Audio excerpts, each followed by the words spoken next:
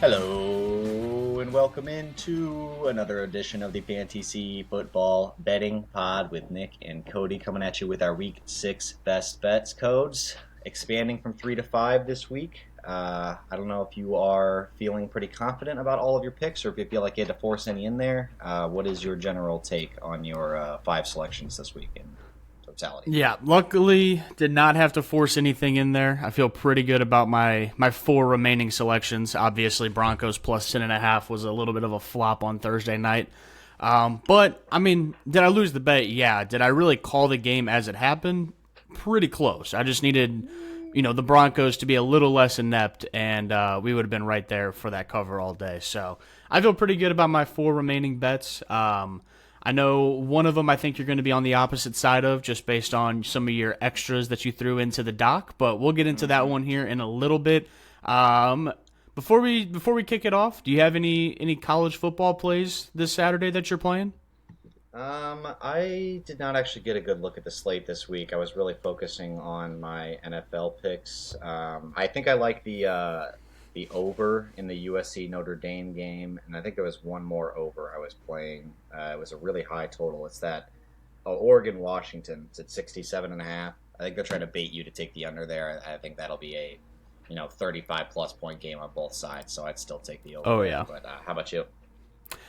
I might just throw a little bit on the Mizzou Tigers before we leave, just to give myself a little more rooting interest while we're watching that one later tonight. Yeah. Maybe actually just the over, because their defense is pretty bad, and I don't really want to have to put money on their defense again. So maybe I'll just root for points. We always struggle against Kentucky too, for whatever reason, at home or on the road. So hopefully we can reverse that trend. But 50.5, I think that's a safe over. Before we start with our picks, I just wanted to mention that I'm going to start recapping all of our picks at the end of the episode. So if you just want to skip to the end and hear the selections read to you in order, you can do that. We'll try to maybe include it in the time codes, but if not, just skip till about 3 or 4 minutes before the end of the episode, and I will recap it a couple times to make sure that everyone is able to hear all of our picks in a short, condensed area. I'm going to start out with the London game here. I'm going back to it after getting burned last week. I'm not playing the line, though. I'm just going to play the under of 42. It's Baltimore at Tennessee. Tennessee, technically the home team in this one. We loved this total earlier in the week when it was at 40. It's come up to 42. Sharps are on the other side of this one. That always makes you a little bit nervous, but I'm still pretty confident in it. Both teams have been below this game total in 4 of their 5 games so far. I think this just really lines up to be a closer, lower scoring game with the philosophy these two teams employ. Baltimore's spread it out, air it out passing attack has not really gone as they had planned early so far this year. I think they're probably going to get a little more conservative, especially after watching their receivers basically throw away a game in Pittsburgh last week. I don't think they're going to need to put up 30 to beat the Tennessee Titans either. This defense is not a great matchup for Tennessee. They defend the run well, not so much against the pass, but I think the Titans will have trouble taking advantage of that. And I just trust we're able to keep it close. So if Tennessee's not able to score a ton and this game is close, it's it should be low scoring. Absolutely. I don't have the exact statistic, but they call it the Lunder for a reason. Anytime teams are playing in London, just snag that under, and you have a good chance of winning that bet. I also like it in particular. I think the Ravens left, I want to say on Wednesday I heard, and then the Tennessee Titans didn't leave until Thursday, late Thursday or early Friday, something like that. So I would say neither of these teams are going to be very acclimated to the time change and getting over jet lag. So I could see this being a pretty low-scoring game on Sunday morning. My only concern is if Lamar Jackson and those receivers get it going against a bad pass defense that Tennessee has. But even if that is the case, I don't see these teams getting above 42 points. So I like that one quite a bit. My first best bet here, I am going to take the Nasty Boys, the Patriots +3 at the Raiders. Just taking the number here. Both these teams are bad. New England has been terrible these past 2 weeks. No one in the public is going to be wanting to put money on them based on what they've seen. But the Raiders have not been that much better. Vegas, we get them off a primetime win. We get New England off of two straight embarrassing losses. It's a get-right week. Expect this to be extremely low scoring, so I'm just going to go ahead and take the team that I'm getting the points. I think I have the coaching advantage as well. We'll just see if Bill Belichick can do something with his lack of talent there in New England. But again, I don't really want to ride around talking about how I trust this Patriots team. I don't at all. I'm just going to take the team that's getting the points in this matchup. I expect it to be a 17-16, 20-21 maybe kind of game, and I'll just take the team getting points. Yeah, this is a pretty sharp play on your side. Like you said, when there are two bad teams in a game, especially a game in Las Vegas that's not going to have much of a home field advantage. The Las Vegas and LA games are kind of notorious for the other side having half their fans in the building. But when it's going to be a lower scoring, close game between two bad teams, you just take the team that's getting the field goal. And I think that's a good call. A lot of people are probably off of the Patriots, especially on the public side, because of what they've seen the past 2 weeks. But I don't think this Raiders team is much better. So I'm just going to transition that into my second pick. This was actually, I was going to save this to the end because this is my lock of the day. It is the New England Las Vegas under 41.5. We're going to start picking one of our 5 best bets as just our best bet. This is my best bet of the week. The under 41.5. First off, 30% of tickets are on the under. 74% of the money is on the under. Yeesh, the Sharps are really hammering this under. New England, points by game as a team so far this year. 20, 17, 15, 3, 0. Las Vegas, points by game as a team. 17, 10, 18, 17, 17. These two teams could go back to their 5 full games, pick their best score each, and we would still not even be close to hitting this over. We'd still be a field goal off at 20-18. So I don't see New England going off against even a beatable Las Vegas defense. I just can't trust this New England offense right now to score anything more than 21 or 24 points. At the absolute high end, and then the Vegas Raiders have struggled against worse defenses than this Patriots unit. They will be very motivated, as Kody mentioned, going into this week. So I think this under is a really easy play. Yeah, I'm right there with you. Obviously, luckily we didn't have to double up on games this week. There was plenty of them that I liked as I was going through it last night, but that would have been one if I couldn't find a 5th game that I liked. I would have tagged along with you. I could see this game being 10-7 or something crazy like that. I mean, these two teams are not going to be putting up a bunch of points. But I will transition into my 3rd best bet of the week, and that's going to be Saints minus 1.5 at the Texans. I would say this one was close to being my lock consideration.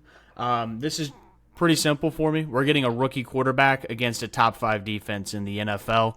CJ Stroud has been really good, and I understand that, but it's still, he has not played a defense of this caliber so far through his career. The Saints' defensive rankings, 4th in yards per game, 8th in running yards per game, and 4th in pass yards per game. Obviously, the Texans have made a living these past 5 weeks being able to throw the ball. I don't think they're going to be able to do that. The Saints are also one of the best teams when it comes to turnovers, so if you want to bet on when C.J. Stroud's going to throw his first interception, this is not a bad game to do it on. Also, no Tank Dell for the Texans. And I know he is still just a rookie, but he's been a big part of that offense so far. So taking him out, making Robert Woods be more involved or a John Mechie or someone like that just gives me more confidence in this Saints defense. On the other side of the football, I don't really have too much to say about their offense against the Texans defense. I could see this game also being pretty low scoring, but it's only 1.5. If this was 3.5, it probably wouldn't have made my best bets, but Saints by a field goal feels pretty good. Yeah, I think this is kind of a classic letdown spot for a rookie quarterback in C.J. Stroud that's had a really good run so far, but I think this is by far the best defense he has played to this point. They have a bye next week. They clearly are a little banged up, maybe looking forward to that. So I think that is a good call, and I'm going to follow you. We're going to go with the under in this same matchup, New Orleans at Houston. You mentioned how this could be a low-scoring game. That under is at 42.5. I think that's way too high. I would have expected this to be closer to 40, maybe even 39. New Orleans has hit 11 straight unders as a team dating back to last year, so obviously all 5 of their matchups this year have gone under. None of their game totals have gone above 37 this year, so we really have not even been close to the number that we're getting here in a game that does not project to be incredibly high scoring. You mentioned it. I won't really belabor the point, but C.J. Stroud against this New Orleans defense is a bit of a mismatch in both of our opinions. And then the Derek Carr-led New Orleans offense, it's not a terrible matchup against this Houston Texans unit, but I think they're a better defense than most people give them credit for. And this Derek Carr-led offense has just not been one you would expect to have a breakout game necessarily. I think a good game for this unit would be 21, 24 points. I think that'll be enough to win the game. And even if they get to that total, I think we could still hit this under. Yeah, absolutely. I'm all over this under as well. This would not be a good week to be doing our fantasy podcast with all these unders that we love so much. It is a crappy slate. It really is. There's a lot of some of the games that you really like the over in. The weather is playing tricks. It's and sometimes it doesn't matter with the weather, but it just really makes things murky. It can matter a lot. So those are tougher to play, and then like you said, a lot of low totals. I think the only total over 50 is that Cowboys Chargers game on Monday night. But yeah, other than that, it is it is going to be a low scoring fantasy week. So you're going to have to grind out some matchups for sure. Yeah, absolutely. All right, let's get into my fourth best bet of the week. I got Lions at Buccaneers. I am going to take the Bucs +3. We get the Tampa Bay Buccaneers off of a bye, as well as getting points at home, so I'm going to take the home underdog whenever I can get them. And this is another just classic fade the public kind of spot. The Detroit Lions have become the public's favorite team. Don't blame them. I'm a big bandwagon Detroit Lions fan. They're probably my favorite team in the NFC right now. So I get it. I like watching them. I love Jared Goff. I think he's underrated as hell. So I get why the public loves this Lions team so much, but my betting philosophy is if the public's super hard one way, I'm just going to go the other way because that's typically what the sharps are doing as well. Pretty simple for me. I think that if Detroit wins this game, I don't think it's going to be by a blowout. I think it's going to be within, maybe a field goal and we get the push. I think it's going to be less than that. I think the Buccaneers actually have a good chance to maybe go, sneak this one out at home. If you listen to the Fantasy Football Podcast, I've probably been one of the most anti-Baker Mayfield guys out there. He just got promoted to captain on the team, and not saying that that's a huge thing, but it does show that his teammates do have confidence in him, probably more confidence than either the Cleveland Browns or the Carolina Panthers have had in recent years. So, again, don't love betting on Baker Mayfield, but I'm getting points at home. The Buccaneers defense has been sneaky good as well, especially against the run, which we'll see how they hold up against David Montgomery. But again, home underdog, off a bye, and fading the public. This is just all the things that I love all wrapped up in one. So I got to take it. It's basically my betting philosophy. So if I don't, then I feel like I'm a fraud. Kody, you think you know what I'm going to say. Will you beer bet me on this one? Yeah, I'll beer bet you on this one. Absolutely. I'll take Bucks +3. 100%. That's not. I was typing it up in the doc already. I knew you were going to accept that. So, I recognize all of the things you just said. I think the fact that this is just the public play of the week, the sharps are all over the Bucks. So if you want to follow the people that spend a lot of money on this, go right ahead. It's usually the way to go.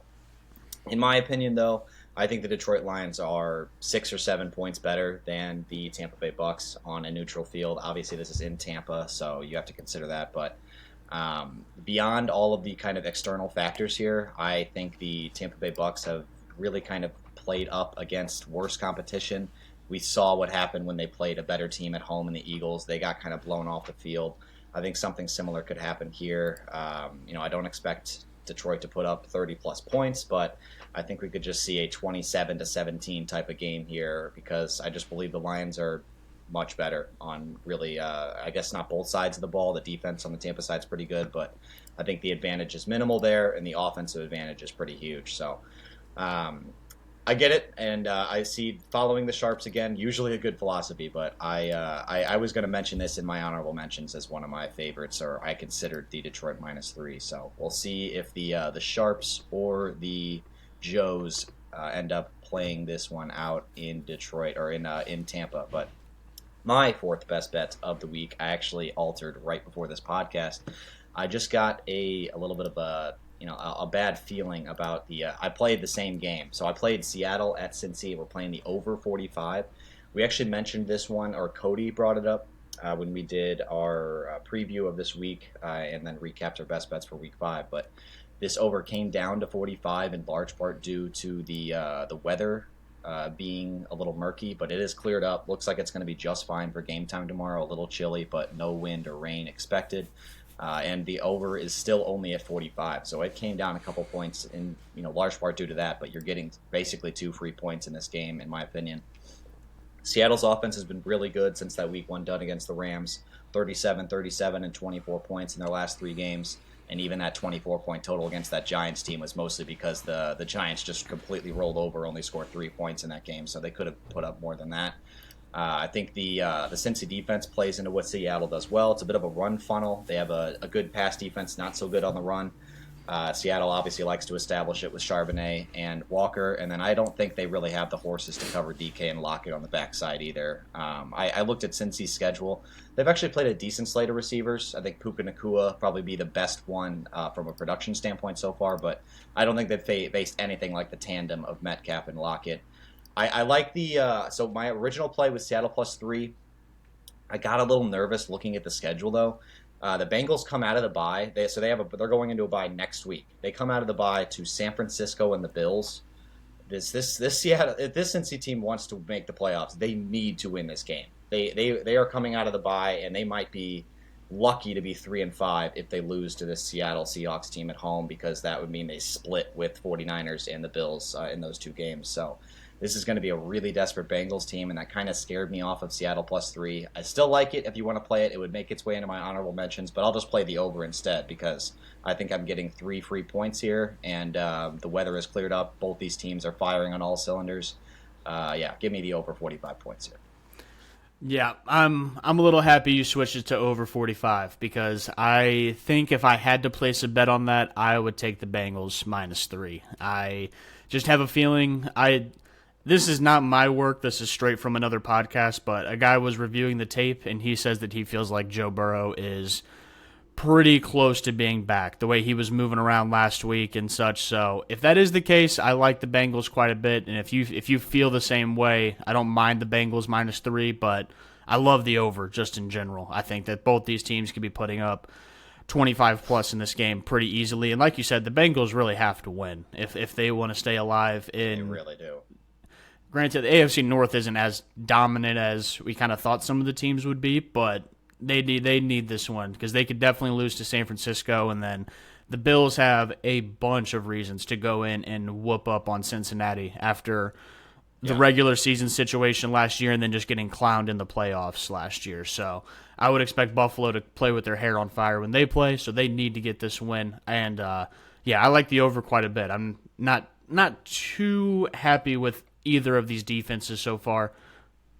Let's hear it. The Sharps are really on Seattle, though. So that's what surprised me. Yeah, so I hear what you're saying, and I really do feel that angle. So that is what legitimately scared me off of Seattle. But 45% of tickets on Seattle +3, 68% of money. Dang. Okay. Yeah. So they are really, really on Seattle in this one. Again, I am a little scared off by that angle, but I do feel a little more confident that I've already placed a few bets on Seattle, so I can't go back on it. But if you want to pivot to the over, I would recommend it. The over only slight lean for the Sharps, 74% of tickets and 78% of the money. But a lot of these tickets have probably already come in before these weather reports were finalized. So I would expect that number to probably go up a little bit before Sunday, especially if it clears up. Yep, I was going to say one of the podcasts I was listening to was talking about if you want the under in this game, you had to take it earlier in the week before the weather report got finalized because it goes either way. If it's supposed to be terrible weather on Saturday, it's going to drop a couple points. Now that it's supposed to be at least decent, it's probably going to go back up to 47, 48 by game time. Would not be surprised at all. All right, let's get into my last best bet. And luckily, we did not have a lock of the week segment when we recorded our Thursday night football because it probably would have been Broncos +10.5 this week, but avoided that bombshell. So we are going to make our lock of the week Colts +4 at the Jaguars. It's a divisional game, so I'm going to take the team getting points in the divisional game. Also, the Jaguars coming back from spending 2 weeks in London. I'm curious to see how that affects them. I know that they probably flew back Sunday right after the game, or Sunday night, so they've had plenty of time to get back and get back into regular time zone there in Jacksonville. But still, I imagine 2 weeks in another part of the world is going to throw off your body at least a little bit. And then also, Indianapolis has won 6 straight games in Jacksonville. This has been a kind of a touted rivalry there in Jacksonville. Pretty much also just another one of my philosophies. Jaguars are coming off their biggest win of the year, beating the Bills pretty handily in London last week. The Colts lost their quarterback, but Gardner Minshew is a fine, serviceable backup. I think he could definitely stay in this game. So my lock of the week, I'm going to take the Colts +4 on the road at Jacksonville. Yeah, this is another one that feels like a really sharp play, because I think most people that just kind of tentatively follow the NFL would see Trevor Lawrence and the Jacksonville Jaguars at home against a Colts team that just lost their starting quarterback, is transitioning to Gardner Minshew, only favored by 4 points. That seems a little low. They would probably lean that side if I had to guess. But, I get it. I think this could be a closer game than most people think. I just have trouble in personally betting on this Colts team. They seem to be pretty fickle week to week as far as their defense especially has kind of been hot and cold. And Gardner Minshew, you never really know what you're going to get out of week to week. And kind of same for the Jags. I mean, last week they really showed up against the Bills, but they themselves have thrown up a couple stinkers. I appreciate your conviction, but I'm going to let you keep that bet. And I'm probably going to go a different direction because of the divisional matchup of that nature. But clearly Kody has some confidence. So if he has been cleaning up this year even more so than I have. So definitely follow him if he feels that one. My last bet of the week is another divisional matchup. We're going to go Minnesota at Chicago. We're taking Chicago +3 at home. Absolutely love getting the full 3 here. I would expect this thing to be bet down to 2.5 by the time it kicks off. It's been kind of fluctuating all week between 2.5 and 3, so lock it in at 3 while you can. This is also one of those games that's suspected to be a sloppy weather game. We were I don't know if we brought up the over in this game, but I really liked it on paper when I saw 46 originally earlier in the week, assuming a clear weather situation, but it's come all the way down to 43.5 because it's expected to be pretty rainy and probably pretty windy in Chicago. I think that really benefits the Bears in this one. The Vikings obviously rely a lot more on their deep passing game with Kirk Cousins at quarterback than the Bears do. They can obviously run the ball. They're missing some running backs, but I think Deonta Foreman will fill in just fine as a downhill runner, and Justin Fields can help fill in the cracks in that situation as well. So 46% of the tickets on the Bears, 65% of the money. The Sharps are all over the Bears with me on this one. And yeah, I think I might even still take the over 43.5 because both these defenses are so bad. But again, the weather, it's always just really hard to know what to expect from it. So I'd probably just steer clear and just take the Bears +3. I think, if Minnesota wins this game, they're not going to blow them out. Yeah, and Chicago's a Midwestern city, but it sits right on Lake Michigan, so their weather can just get freaky out of nowhere just based off of being right on the water. So, yeah, I agree with you. I would check this one if the weather does find a way to clear up before game time and books are still holding you at 43.5. Yes, I would take that over because these defenses are terrible. So keep that one in the back of your mind. But I love Chicago +3 this week. I think Chicago wins outright, honestly. I think this Minnesota Vikings team is in shambles right now, and they're gonna need the win probably more than the Bears do. I think the Bears are okay with it being just an okay season. The Vikings are not going to be okay with that. Obviously, there's been a lot of speculation about Kirk Cousins potentially waiving his no trade clause if things don't work out and other stuff like that, and I think it's gonna really ramp up after this week because I could see the Bears kind of putting it on this Vikings defense. They're one of the worst defenses against the pass. DJ Moore might just have another DJ Moore kind of game where he gets his 10 targets and does the most with all of them. So, yeah, I'm all over the Bears in this one as well. I put a little wager on that line. Yeah, this Vikings run defense has actually been really good so far this year, other than one game. They have really improved. I think that was kind of a focus of their defensive coordinator Brian Flores coming into this season after they did not have a great run defense last year. The only problem I have with that, the one game they did have a bad rush defense was against the Philadelphia Eagles. What do they have in common with Chicago Bears? A running quarterback adds another defender in the box that has to account for Justin Fields. That can really, really change a lot about how you scheme against run offenses. So, that's another kind of layer here that their defenses look good on the ground, but I think the Justin Fields factor might sort of override that. Yeah, and if the weather is terrible, I will take the running quarterback who can make the Exactly. decision just Yeah. to keep it himself over Kirk Cousins, who's going to be stuck just flinging the ball all over the field in rain and potentially wind. So, yeah, I feel pretty good about these lines. Nick, you want to run through the 9 best bets that we have remaining this week? Oh yes. Okay. So we'll recap all of them here. I'm gonna start with Cody's side. Cody is playing +3 for the Patriots at the Raiders. We are playing the Saints at -1.5 at the Texans. Lions at Bucks. We're taking Bucks +3 at home. And then lastly, Cody's lock of the week is Colts +4 at Jaguars.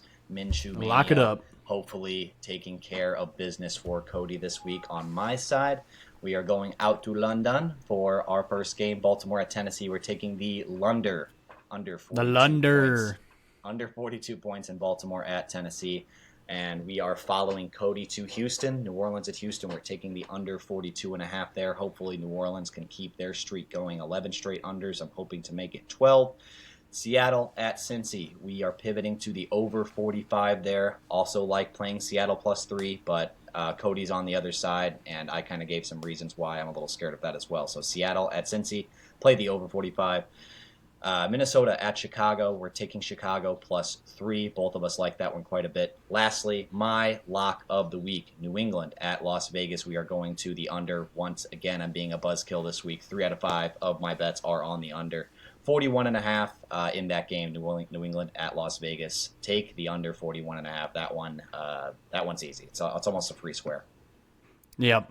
I like that. I love your unders this week are all good unders. I mean, they all just make a ton of sense. So, speaking of unders, because that kind of ruins fantasy football, you want to add a beer bet on our head-to-head fantasy football matchup this week?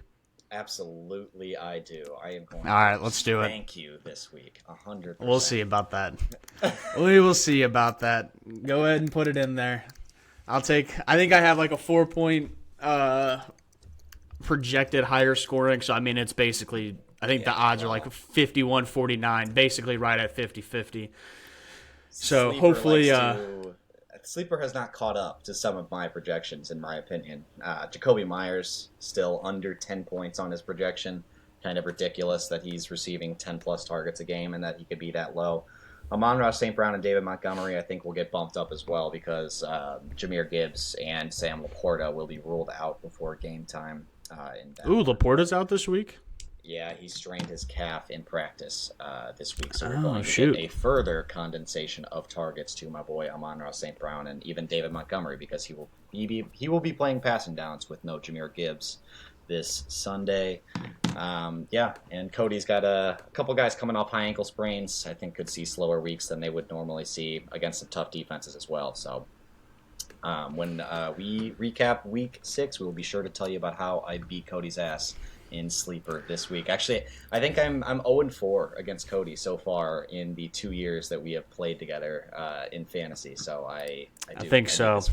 I need this one pretty bad. Have we played each other both years in the playoffs in this league? Yes, we have. Yes. I see. 2 years ago it was for third place, and then last year it was in the quarterfinals. Yeah, the semifinals. But yes, you're right. Exactly. Yeah. It's early. All right, gotta get my coffee in. Any honorable mentions this week? I have a few. It's really gross, and it's the reason why I didn't make my best bets. I didn't want to talk about it, but if you want to bet the sharp side will tell you to bet Cleveland +10. It's absolutely disgusting, but this is a letdown spot for the 49ers. It's a huge number, and you're betting on the best defense in the NFL being able to keep the 49ers at bay for at least a little bit in this game, and then hopefully I just don't know how they score points, which is why I didn't throw it in there, as I could not talk highly of P.J. Walker running this offense. So that's why I left it alone. But every sharp podcast I listen to or every professional bettor that I look up is telling me to take the Cleveland Browns, and I just couldn't do it. I couldn't recommend it personally. Yeah, I saw a pretty good stat somewhere that Jim Schwartz led defenses, which is the Cleveland Browns defensive coordinator, have had a ton of success against Kyle Shanahan's either head coach teams or offensive coordinator led teams. They're like 3-8 or something. Kyle Shanahan is against Jim Schwartz led defenses straight up. So obviously you don't even have to take straight up. You get 9.5 or 10 points depending on where you're betting. But I agree, taking PJ Walker is just a little scary. So instead, I'm going to play the under here. The under is absolutely disgusting at 36 points, but I still think there's value here. The sharps are all over this one.